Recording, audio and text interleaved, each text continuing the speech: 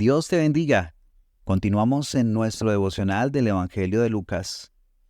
El tema de hoy, Jesús transforma a un endemoniado en un evangelista. Esta historia está en el Evangelio de Lucas, capítulo 8, versículos 26 al 39. Acompáñame a leer los primeros versículos. Dice, y arribaron a la tierra de los Gadarenos, que está en la ribera opuesta a Galilea. Al llegar él a tierra, vino a su encuentro un hombre de la ciudad, endemoniado desde hacía mucho tiempo, y no vestía ropa ni moraba en casa, sino en los sepulcros. Aquí nos empieza a mostrar esta historia acerca de un endemoniado. Y vemos las características. Dice que hacía tiempo no vestía ropa. Este demonio había dañado su apariencia. Una de las cosas que hace el demonio con las personas es dañar su apariencia. Pero además dice, no vivía en casa, sino en sepulcros. O sea, lo había alejado de su familia. Y cuando habla de que vivía en sepulcros, nos habla de que lo había acercado hacia las tinieblas, hacia la muerte, hacia las cosas oscuras. También en el versículo 29 nos dice que a este hombre lo ataban con cadenas y grillos, pero rompiendo las cadenas era impelido por el demonio a los desiertos. Y nos habla de que hacía muchísimo tiempo el demonio se había apoderado de él. Y que aunque lo ataban con cadenas y grillos, él las rompía. Y que no lo podían controlar. Este hombre no tenía control sobre sí mismo, no lo podían cuidar. Y cuando nos dice que era empujado hacia el desierto, nos muestra que este demonio quería alejarlo de todos, quería mantenerlo solo, aislado, sin amigos, sin nadie que lo pudiera cuidar ni ayudar. Ahora, el encuentro con Jesús, en el versículo 28 dice, al ver a Jesús, lanzó un gran grito y postrándose a sus pies exclamó a gran voz, ¿qué tienes conmigo, Jesús, Hijo del Dios Altísimo? Te ruego que no me atormentes. Es curioso que al encuentro con Jesús, este endemoniado gritó y se postró a los pies de Jesús y gritó, ¿qué tienes conmigo, Jesús, Hijo del Altísimo? Y rogaba, y recuerda esta palabra rogar, porque aparece varias veces, y es el demonio rogándole a Jesús que no lo atormentara. Un dato curioso, los discípulos en la historia anterior, hacía un momento, decía que ellos no sabían quién era Jesús, que se habían preguntado quién es este que aún a los vientos y a las aguas manda y le obedecen. Pero aquí este demonio dice, ¿qué tienes conmigo, Jesús, Hijo del Dios Altísimo? Este demonio sabía exactamente quién era Jesús. Él lo reconocía y la sola presencia y la voz de Jesús lo atormentaba. Y es curioso que sea el demonio el que se postre ante Jesús y el que ruegue a Jesús. En el versículo 30 dice, le preguntó Jesús diciendo, ¿cómo te llamas? Y él dijo, Legión, porque muchos demonios habían entrado en él.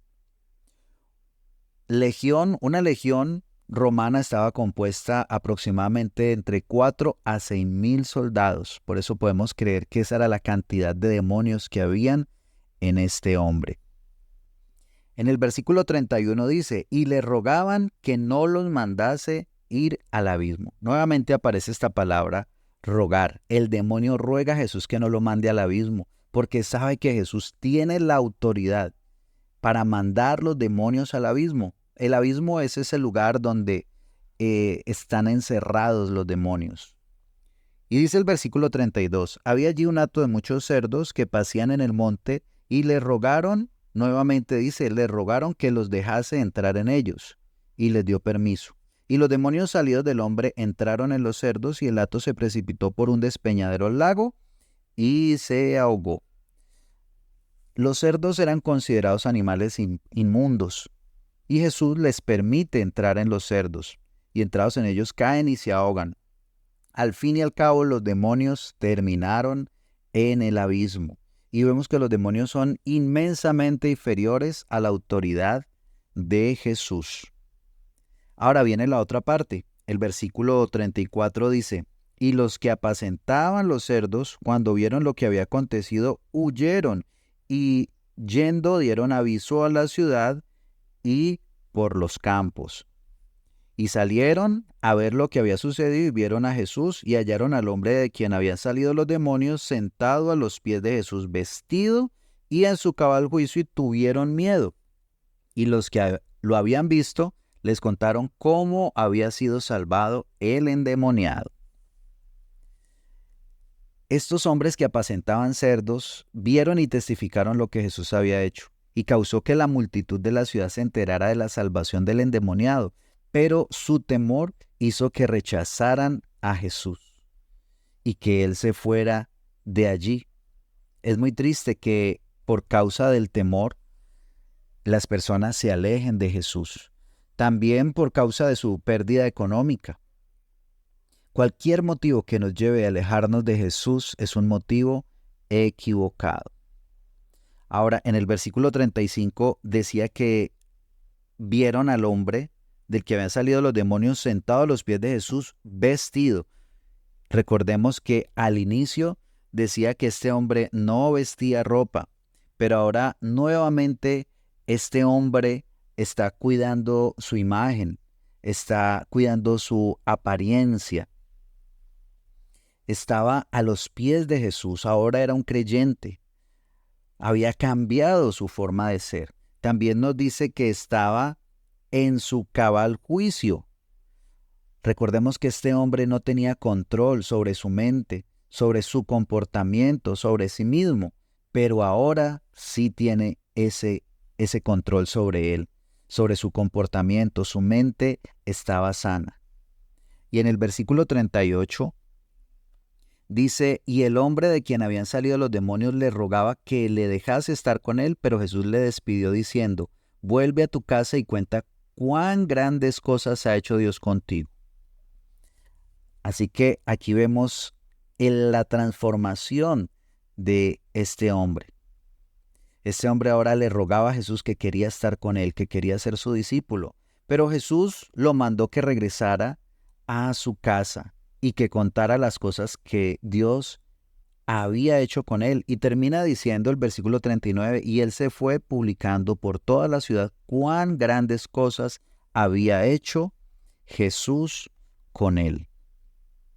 Este hombre no solo testificó a los de su casa, sino que testificó a los de su ciudad.